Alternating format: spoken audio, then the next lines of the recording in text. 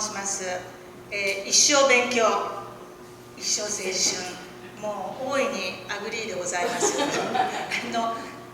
ですので今日はちょっとお勉強になっちゃうんですけれども、前回5、6年前にセミナー開催させていただいた時は俳句の成り立ちみたいなものをねもうかなり重点を置いたんですが、今回は実際に自分の気持ちを出しちゃいましょうよということでちょっと皆さんに一句書いていただきます。そのための説明と、それから分かりやすいチップみたいなそんなものですね、それを説明していきたいと思います。よろしくお願いいたします。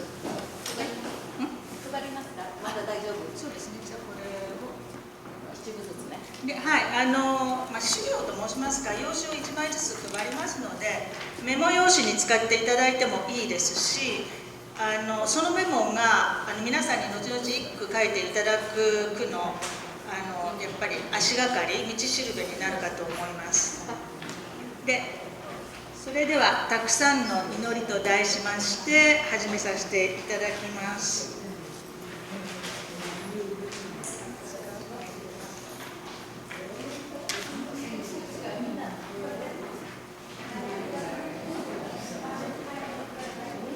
まず俳句についてなんですけど、俳句はですねとっても自由なんですね。ですから何を書いても大丈夫です。これを書いたらいけないということもないですし、花鳥風月みたいなものを書かなきゃいけないということは全くありません。自分の気持ちを書きます。それからやはり俳句の成り立ちにちょっと触れるんですけれども、俳句というのは長い長い日本の歴史の中で人々がたどり着いた短い短い詩なんですね。で何でも人に何かを伝える時には長ければいいってもんじゃないですよね。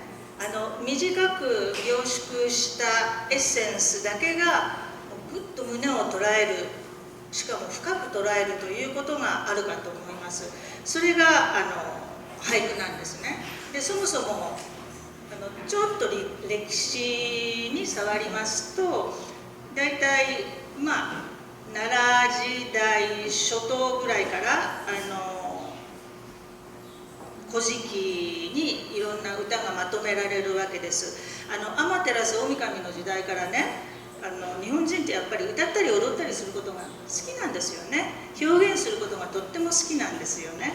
でそれからだんだん万葉集に変わっていきまして、でその後連歌が流行して、その時代にはNHK の「光る君」でも一緒ですけれども貴族の方がね連歌を作られたんですが、それが今度は武士の間で流行するんですね。でその時にただ雅なことを歌ってばかりいるのではなく、いわゆる俗なこと、日常のこと、あるいはおかしかったこと、そういったことも歌うようになって一気にバーッと広がっていきます。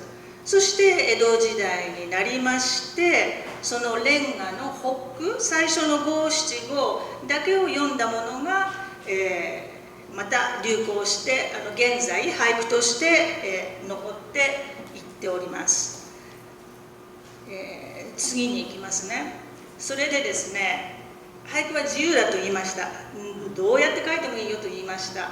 ただ基本っていうのは、何でも大事なんですね。その基本をちょっと頭に入れて、そこからはみ出す分には構わない。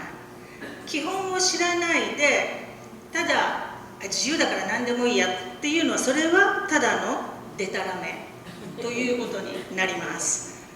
で、俳句は自由だというそういう精神のもとに書いていただければいいかと思います。そうですね、最近皆さん iPhone でテキストメッセージのやり取り、LINE のやり取りなさるかと思うんですね。で長書く人いますよね。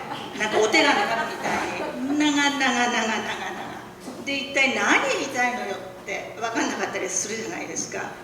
ところが今の若者たちの LINE とかテキストメッセージ見てください。短いですよ。ポンポンポンと自分の伝えたいことをポンポンと、そしてのキャッチボールですよね。やり取りなんですね。でその方がね分かりやすい。俳句もそうです。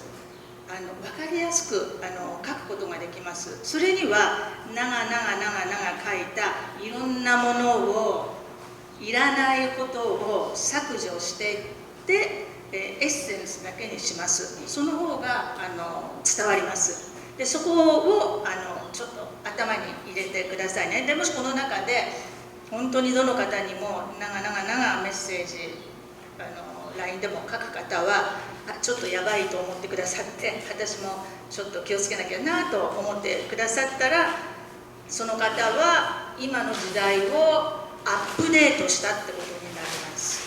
はい、私が年を重ねてって一番嫌なフレーズがね、言いたくないことが「昔はこうだったのよ」とかね「私の時代はさ」とか、それはねなるべく避けるようにしてるんですよね。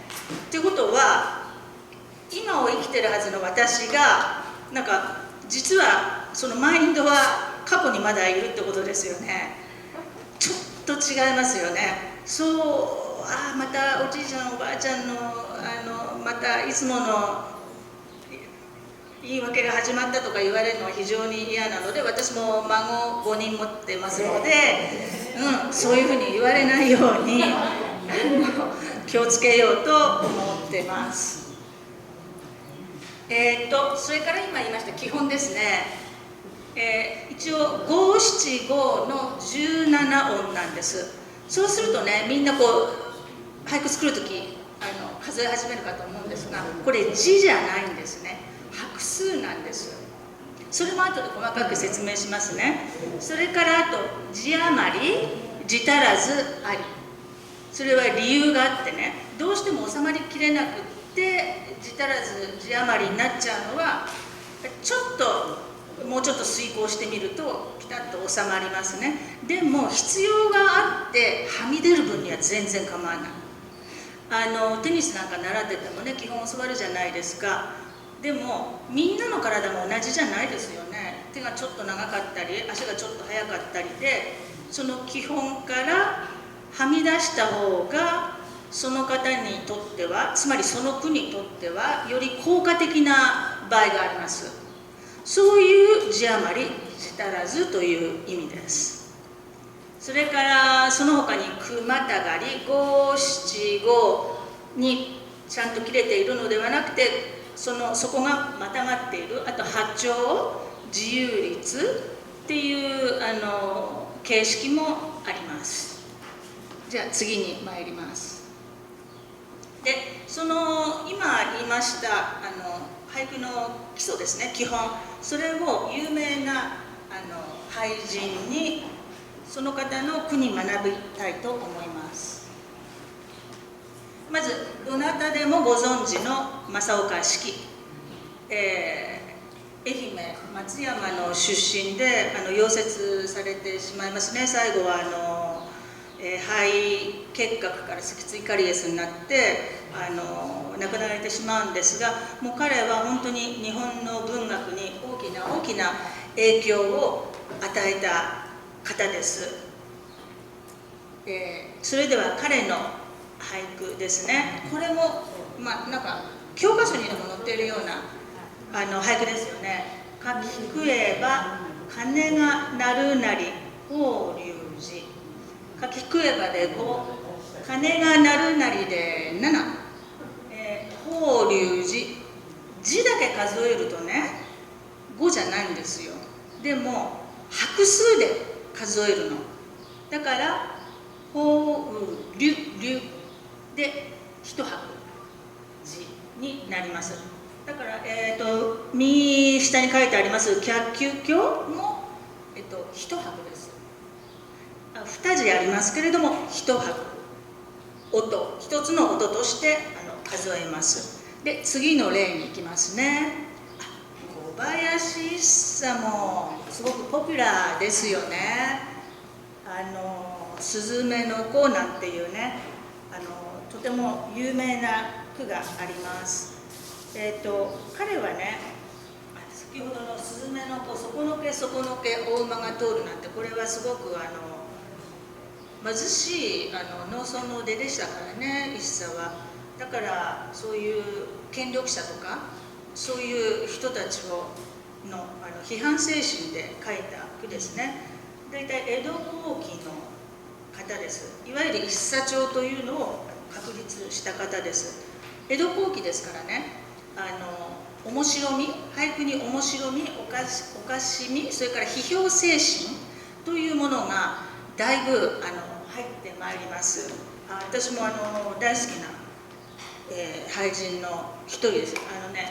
簡単そうな俳句に見えますけどね、やっぱり難しい。ここまで相当省略してエッセンスにしてますから。で、ここで取り上げる一茶の句なんですが、名月を取ってくれろと泣く子かな。名月を取ってくれろと泣く子かな。困っちゃうよね。お孫さんとかにそう言われたらね、取れないよね。どうするって感じですけれども、それがとっても心に残ったんですね。子供にとったらばもうすぐにフィュッと取れるような、そんな感覚だから芭蕉も言うんですけれども、三つ子の魂、3歳の頃の子供の魂で俳句を書きましょうと。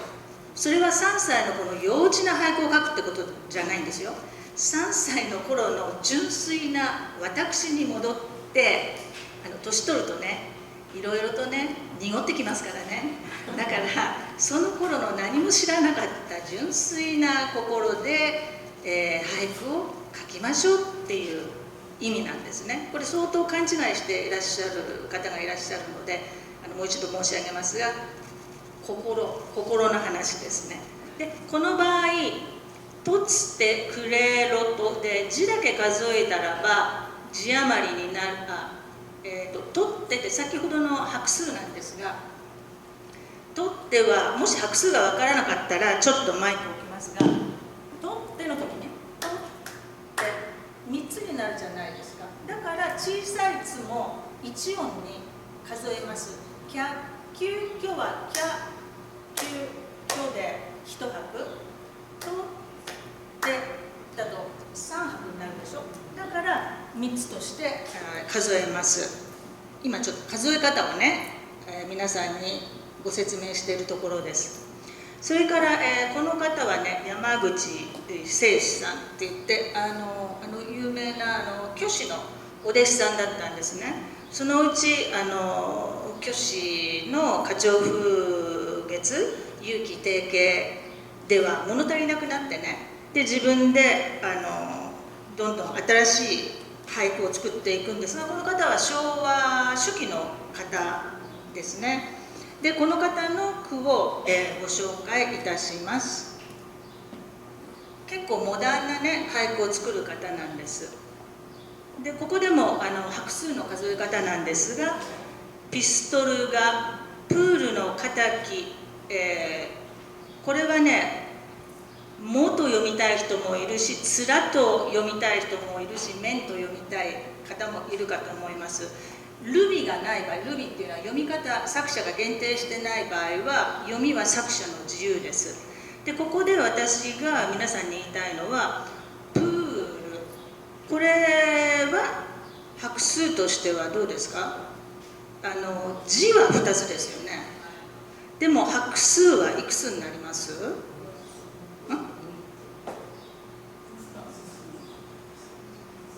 ちょっと分かんなくなったら手使って、3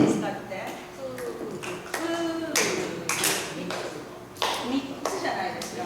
そしたらこれは3音で数えます。なのでこういう長い長音ですね、あれは、一文字で数えます。次ですね。次はですね、季語に関してご説明させていただきたいと思います。ですね、季語は「歳時記」というものに載ってますけれども、昔から日本人が暮らしに沿って紡いできた美しい言葉なんですね。はい、ということは、暮らしに沿ってだから、一番最初に歳時記が作られたのは江戸時代なんです。それと今の暮らしとどう思います？だいぶ違うじゃないですか。だから季語は生きているんですね。じゃあ生きているという意味、ここですね。今言ったように、時代によって季語の世界は生きている、暮らしがどんどん変わっていく。江戸時代に冷蔵庫ない、江戸時代にラグビーなんてそういうスポーツない、あるいはラグビーって季語ですからね。それからあと扇風機なんて江戸時代にない。そうやって季語は付け加えられてもいくし、なくなる季語もある。でもなくなってディリート、完全になくしてしまうんじゃなくって、ちょっとお休みしといてもらう。なぜならば火吹き棒みたいな、ああいった火吹き竹、火を起こすようなあれ一度歳時記からなくなったんですが、なんとだって今ガス、電気で火つけられますからね。それがなんと時代が変わってキャンプするのが流行りました。そうするとそのキャンプで火を起こすじゃないですか。その時に一旦歳時記から取られていたその火付け石とか火付け棒というのがまた復活します。そんな感じで季語は生きているということなんですね。で、あと季語を使うことで皆さんが共通のイメージを持たれるわけなんですよ。そうするとその季語がいろんなインフォメーションを持っているっていうことですね。いろんなインフォメーションを持っています。だから俳句を作る時にありがちなのは、その季語の説明しちゃうのね。雪だったら雪は冷たくてなんとかとか。冷たいはいらない。だって雪だけで冷たいってわかるもん。それが省略ということです。そういうふうにして効果的に使っていきます。で、次ですね。俳句はね、やっぱり詩なんですね。やっぱり人の心をギュッとエッセンスにしたものというのは詩以外にないんですよね。文章散文ではないです。次です。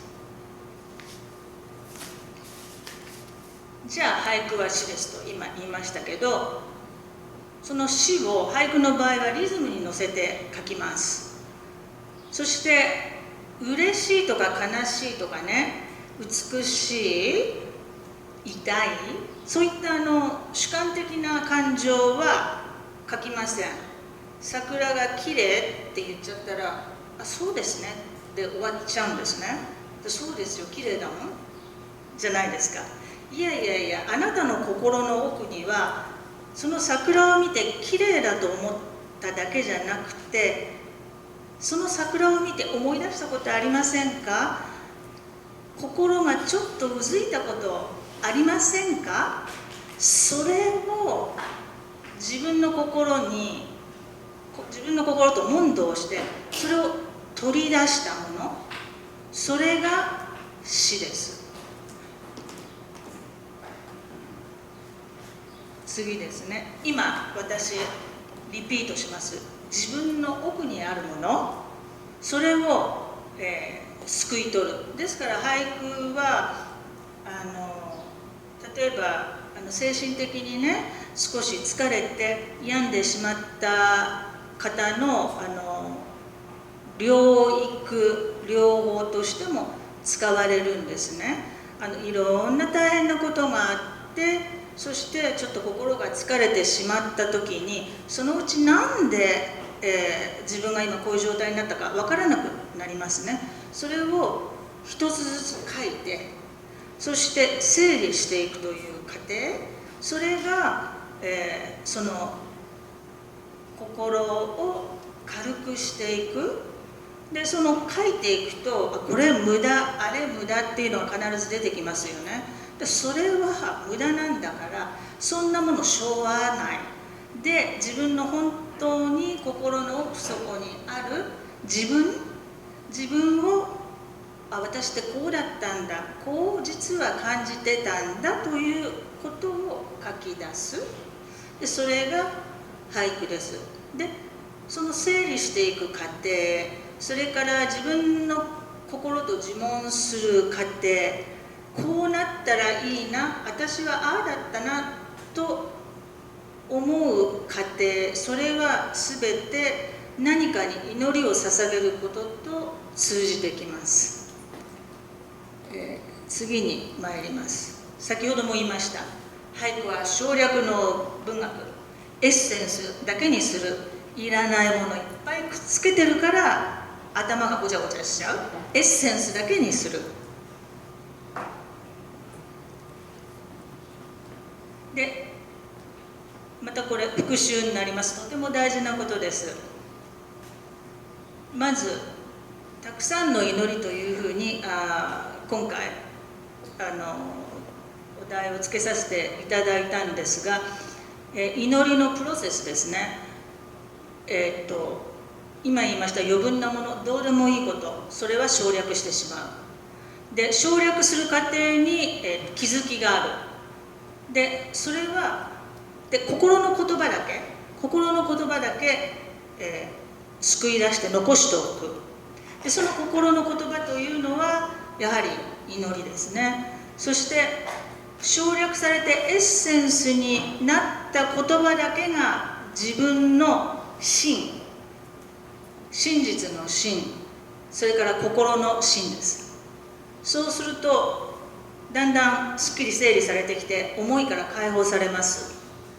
そうすることによって全く元の自分に戻るわけではなく、その元の自分からさらにリスタートした新しい自分になることができます。だって字でね、自分の心を見ることができたら、目で見るって大事じゃないですか。そうすると自分にまた改めて気づかされることがあります。だから俳句を書いているとね、こんな自分が私の中にあったんだということが多々あります。でこれを俳句の真、漢字違いますけれどもと呼びます。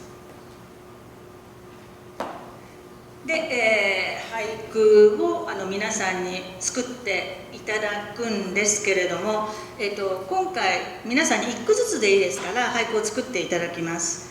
ですね、お題は桜です。でじゃあどういうふうに俳句作ったらいいかな。桜は綺麗とか書かないでくださいね。当たり前のことなので。だから皆さんが思ってる、すぐに一番最初に思うことは常識ですから。常識は死にならないです。次に参りますね。じゃあどうしたらいいか。発想を飛ばす。この発想を飛ばすということが、その自分の桜に対する心を、気持ちを整理することになるんですね。で今言ったように、季語から桜から最初に思いついた言葉、これは常識、大概常識の範疇です。でじゃあって言って思いついた言葉がそれが季語だったら、その季語は外してください。なぜならば季語ってパワフルだからね、いろんな情報を持ってるから、一つの句に基本的に2つ季語を入れてしまうと一句が分解されてしまいます。だから一つだけにフォーカスするということが大事です。次ですね、第二発想。最初に思った綺麗だなって思ったことから、じゃあどう綺麗だったんだろうか。で発想したことからご自身のオリジナリティにどんどん近づいていきます。で一番気をつけてほしいのが、説明とかね、報告で終わらないように。説明や報告は新聞記事とか同じことになりますから、報告受けたってね感動しないですよね。納得はしますよ、分かりやすいからね。あ、そうだったんです、こんなことがあったんですねって、あ、この俳句いいわって思わないでください。それはただの事実だから、そこには詩はありません。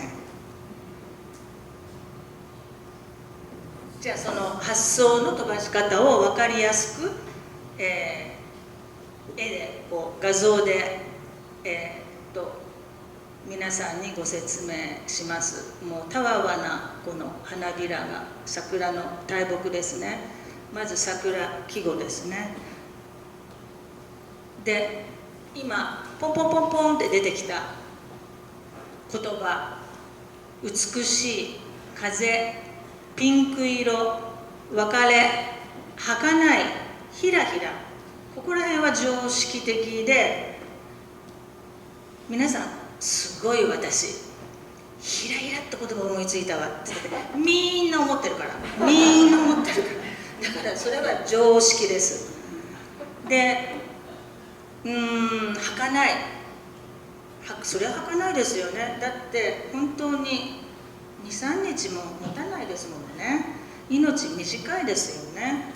そうすると別れも似たような感じですね。桜が咲く頃って入学式とか卒業式とかその時期ですからね、別れという、発想は当然出てきます。ここが第一発想だから、ここは書かない、みんな思ってるから。じゃあここから何を発想するか。あ、綺麗だったな、あ、そういえば夜散歩した時の桜も綺麗だったな、ご自分の体験ですよね。そうするとそこから月夜が出てくるかもしれない。あ、桜吹雪がふっと流れてったな、でもひらひらじゃなくてなんだか一塊になって飛んでったよね。この一塊はご自分のオリジナリティに非常に近くなってきます。ご自分の目で見たことですから。それからピンク色からちょっとね恋とかね、ちょっとくすぐったい昔の思い出とかも連想される方もいらっしゃるかと思うんですね。もうそれはそれこそオリジナリティですよね。その方が体験したことですからね。それからあと別れから学校、それから別れ、儚さから戦争を思い出す、年代の方、第二次世界大戦とか、あるいは今進行中の、ガザであるとかウクライナであるとか、そこら辺を想像される方もいるかと思います。そして戦争から皆さんのお手元に、例句がいくつか3つあるんですけれども、第二次世界大戦の時代でしたらね、テレビないじゃないですか。その戦争のインフォメーション、日本が勝ってるぞ勝ってるぞっていう今で言うとこのフェイクニュース、ラジオがいっぱい流してましたよね。でみんなインフォメーション知りたいからね、ラジオショーが売って歩くんですよね。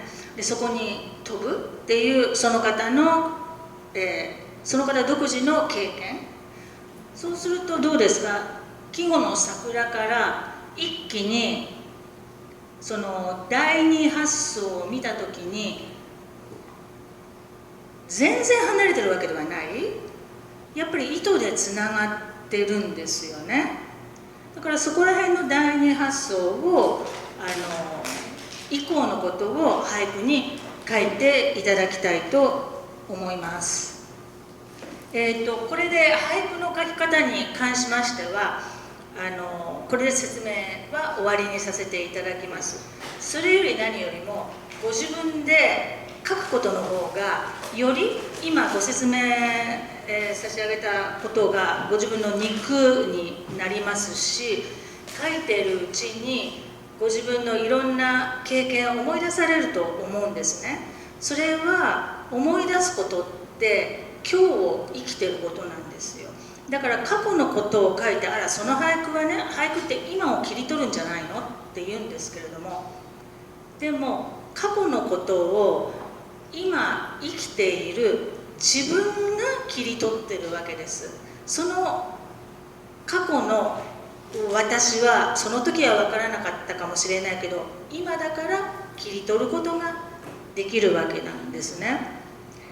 ちょっと話は違いますけど、私はよく思うんですけど、今のこのいろいろ経験してきた知識でね、いや20歳ぐらいに帰りたいななんて思うことあるんですよね。そうしたらあの過ちはしなかった、あの過ちもうちょっとうまくやってたんじゃないかななんてね、思うことがあるんですよね。でもそれは当たり前だけど叶うことはできないですよね。でもね、俳句の上だとできちゃうんです。でそれは嘘じゃないの。嘘と虚っていうのは虚構とは違って、嘘は絵空事、全くないことです。でも虚構というのは自分の経験から発想したお話だから、その根底にはご自分というものがしっかり立っています。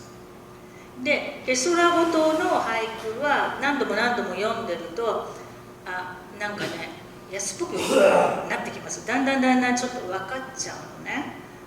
なので自分の経験から出てきた言葉を書いていただければと思います。で今12時6分、私の、手元の時間ではそうですので、12時、15分までの間に何かどうぞ一句書いてみてください。それで発表をしていただきたいと思います。どうぞ質問。どうでしょう。じゃあできた人からちょっと発表していただきたいと思います。なるべくいろんな思いつきでもいいですからね、皆さんの句を皆さんとシェアしたいと思います。じゃあもうできちゃった人、できちゃった人から発表していただきます。どうぞ。全然まず、一つ、思い出す19の私花盛り。思い出す19の私花盛り、スミス明子さんですね。いいんじゃないですか。19の頃を桜から思い出したわけですよね。あんな風にこうふわふわしてて私綺麗だったわみたいな、全然いいと思いますよ。いいと思います。でもしここを、添削するとしたら、上五の思い出すんですね。思い出してるから19の頃を書いてるんですよ。だから思い出すは省略できます。それよりもせっかく19の私が花盛りだったんだから、もっとその19の私を、飾ってあげるような、称えてあげるような言葉を書いてあげるともっと美しさが分かりますね。今の典型的な直しなんですが、思い出すとか書かなくていいですよ。思い出してるから書いてんだから、もっといい句になります。ふるさとのこちらです。こちら。こちら。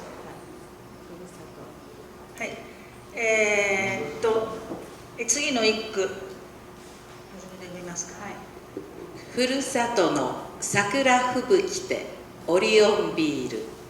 今芽子さんもオリオンビールでね、これ沖縄の方だなって分かります。で分かるかしらってさっきご心配なさってたんですけれども、俳人はちゃんと読んでくれます。ちゃんと分かってくれる。だって思いがこもってる句と対峙してるわけですから、読みます。一生懸命読みます。ですから全然こういう固有名詞をね効果的に使えてていいと思いますよ。でこれ添削ご自分で遂行なさった句なんですよね。その前はふるさとの幼きことが入ってたのね。でも幼きことのだったんですが、さっき木間さんに申し上げたのは、幼きことって言わなくても、ふるさとのっていうからには、その土地で生まれて育ってるわけです。だから幼きことのは省略できますよ。なるべく重なってる情報は省略する。そうするとギュッとエッセンスになるということです。見事に遂行されています。はい、でどんどんこういう固有名詞使ってください。はい、あとはどなた？奈良さんどうです？多分やっちゃいけない報告書みたいな感じになってるんですけど、どさんこの外で花見はすばれるよ。じゃないです。北海道弁ですばれるって言うんです。すばれる、寒いところですね。はい。僕どさんこなんですけど、花見って風習ないので、外で花見ている内地の人がちょっと変な人に見えちゃう、思いついちゃうんですね。北海道の人ね。やったことないでしょ、北海道で花見。ないでしょ。だから内地の人が花見を外で見てるのは、なんでこんな寒い時にやってんだ、すばれるんじゃないかなっていう発想です。桜というのは。すごくね、地域性が出てていいかと思います。まずどさんこで北海道だってことはすぐ分かりますね。で、外で花見はすばれるよもこれ縛れるよ、縛れる方言のまた同じ北海道でも縛れるっていうところとすばれるっていうところがあるってことですよね。でね、これすごく気持ちがこもっていいと思います。花見までで、ところが花見と縛れるっていう言葉がね、もう最近ね季語になってるんです。昔はなかったの。先ほど季語は生きてるって言いましたよね。縛れるっていう言葉はなかったのに、最近はすごく寒いっていうことで出てくるんですね。でも捨てがたいな、いいんじゃないかなと思う。お花見と縛れるって全然違いますからね。ただ厳しい俳句の先生、あるいは俳句の大会とかにこの句を出した時は、季語が季重なりだよっていうふうに指摘される可能性があります。はい、でもありがとうございます。地域性がよく出ております。はい。字余りになるの、日本出発の日、満開の。じゃあ皆さんに。はい。これは日本の出発、ちょうど満開の桜が咲いてました。母と別れる時の場面です。満開の桜にじんで見えた別れの日。満開の桜にじんで、ここがにじんで涙でにじんだ。別れの日、満開の桜がにじんで見えたっていうの、これを表したいんだけど、はい、思い出されたんですね。素晴らしいですね。お母様との別れの日をこの桜から思い出されたということですね。だからこれが字余りになるから、これにじんで見えたっていうのがいいですか？にじんで見えたっていうのはもう全然いいです。これ満開の桜にじんで見えた別れの日。微妙ににじんで見えたで、読み手はもう涙が出てることが分かってる、ね。私が見えたのよ。お母さんと別れるから涙でにじんで桜が。自分の涙がにじんだわけですね。にじんで、桜がにじんで見えたの。涙で。それを表したいのよ。ここね、お母さん入れた方がいいと思う。なんでにじんで見えたかわからない。母と別れの。これ短歌だったらうまくできるんだけど、これ字が足らないよ。なんで短歌との違いなんですけど、短歌は字が長い分説明できちゃうの。だから難しい説明する、習慣がついているんですよ。だけど俳句っていうのはそこをシュッともっとギュッとエッセンスに。それが難しいのよ。どこを切ったらいいか、切りたいとこがいい。切る前に入れたいものを考えた方がいいですよね、この場合は。そうすると切らなきゃいけない何かが分かってきます。この今おっしゃったんだと、この滲んだ理由がお母さんじゃないですか。いや、母と別れるからもう最後の日でさよならって言ったら、満開の桜がにじんと見えた。だからこれには母を入れた方が、その別れの日がそれこそ卒業式なのかもしれないし、孫と別れるのかもしれないし、恋人と別れるのかもしれないし、だから母を入れた方がいいですね。そうすると難しい。母を入れることによって、この中いらない言葉が次が見えてきます。でもね、それ遂行の過程だから全然難しい。大丈夫です。はい、ありがとう。見えた母の顔。にじんで、その方がより分かりやすいですよね。満開やとかね、満開だな、満開やで満開だなって詠嘆するわけですね。それでにじんで見えた母の顔でいいじゃないですか。満開はいらない。桜の花がにじんで見えた母との別れ。あるいは桜吹雪でもいいし、桜かなでもいいし、そこはいろんな上語がくっつけられます。で、にじんで見えた母の顔。だから難しいのよ、俳句は。遂行すれば大丈夫です。じゃあ次の方。父が植え見事に咲くや、桜花。父が植え見事に咲くや桜花。ひろこさん、これもお父様やっぱ思い出すんですよね。桜っていう花は日本人にとって独特ですよね。で、やはりお父様が植えられたわけですね。そうなんですね。そしたらね、この場合すごく思いがこもってるんですね。で、このまんまでもいいんですよ。このまんまでもいいんだけど、この上のグレードをもっとギュッて絞るためには、もう父の桜でいいんです。あるいは桜じゃなくて花だけで桜という意味なので、父の花でもうそれだけで父が植えた花に、なりますから、父の花で見事に咲くやで、あともう一つ情報加えられますね。どんなお父様だったかっていう情報。いいです。すごくいいかと思います。あと5分あります。はい。できましたか。じゃあ発表してください。じゃあ私の句ですが、和比山の悲観桜に君忍ぶ。おお、いいじゃないですか。忍んだんですね。何かじゃあこれは俳句として成立してますね。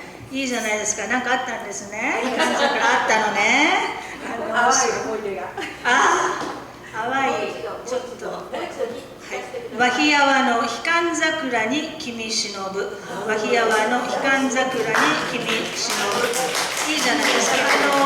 無駄がない、無駄な言葉が一つも入ってないです。で、しかも和比山とこれは限定しているところに良さがあるかもしれませんね。そう思います。で、また君忍ぶで何があったかなんてごたごた言わない。それでだからこの俳句を聞かされた人は、何があったのかしらと想像が広がるじゃないですか。想像が広がる俳句がいい俳句です。はい、素晴らしいと思います。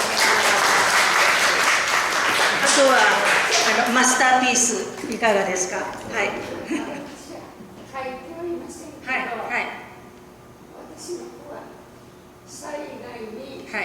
人は泣いても富士と桜。災害に人は泣いても富士と桜。それは日本の桜と富士と桜が日本のなんていうのかしら、象徴だから、それに慰められるという意味です。とてもいい俳句だと思います。このお名前は大城さんの俳句は励ましの俳句ですよね。今心からそう思ってるわけですよね。日本でいろいろな災害もありましたよね。そうした時に、があれば心が安く、慰められるという、俳句ってね、力があるんですね。そうやって人を励ますこともできるんです。で、人を励ます、こうなってほしいっていう願い、やっぱりそれはね、祈りなんですよね。こうなってほしい。ぜひそうやって祈るわけですから、遠くからね、日本のその惨状をテレビを通してるのを見て、で心を憂いて励ます気持ち、それはなんとかなりますようにっていう祈りですからね。俳句はね、祈りの文学とも言われております。それでやっともうたくさんの祈りっていうタイトルがだんだんちょっと分かってきてくださったかなと思います。あとはどなたかありますか？はい。あと3分ね。散る桜、散る桜、同じ命ね、満開も。同じ命ね、満開、これごめんなさい、書いてない。散る桜、同じ命ね、満開も。満開も。散る桜、同じ命で満開ね。やっぱり、お名前は菅井です。菅井さん。菅井さんの場合はね、桜からやはり命を思われたわけですよね。桜が散るのも、その桜の命も人の命も同じ命に変わりはないじゃないかっていうことを。いや、満開の桜も散る桜も同じ桜っていう。私ね、なんかやっぱ説明自分の句を解説してもらえない方が良かったです。私もっと深くこの句を読んでしまいました。せっかくいいのなので、散る桜、同じ命ね、咲く桜。咲く桜っていう、咲く桜だけど、これをちょっと、満開になりました。これを咲く桜、散る桜、同じ命ね、満開も。で、これ私すごくいい読みしちゃったんです。もうちょっと違ったんですよね、本当はね。私はこの句を読んで、桜の命も人の命も命には変わりないよねって。で、満開になる桜もあれば、満開にこの一生を天寿を全うする人もいれば、そうじゃない人もいるんだよって、そういうすごく深く読んじゃったの。いいでしょこの読み。だからたまにね、軸解説っていうんですけど、自分の句、いやいや私はこういう意味で作ったんですってね、言わない方がいい時があるんです。これがその例です。だからいいですよ。お時間あと1分ですね。あと1句だけ。どなたか。はい、じゃあどうぞ。これで終わりになります。説明しない方がいいですか？とりあえず説明しないでください。共に見た桜並木に君はいず。いない。ロマンチック。これですね。共に見た桜並木に君はいず、いないんですね。桜並木を一緒に見たどなたかいらっしゃるんですよね。誰とは性別は書いてないんですよね、わざと。だから書かなくてもいいんですよ。親友かもしれない、腹からかもしれない、それあるいは、彼女かもしれない、あるいは伴侶だったかもしれない。これわざわざ書かないところがこの句のいいところなんですね。でもここにいない、もしかしたらもう亡くなられているのかもしれないし、もう二度と会えない、そういった距離ができてしまったのかもしれない。この俳句は言い過ぎないでいいという俳句です。全部説明しちゃうと本当に記事になっちゃうので、うまいことぼやかして非常にいい俳句だと思います。どうもありがとうございます。じゃあ、これで今日の俳句セミナーは終わらせていただきます。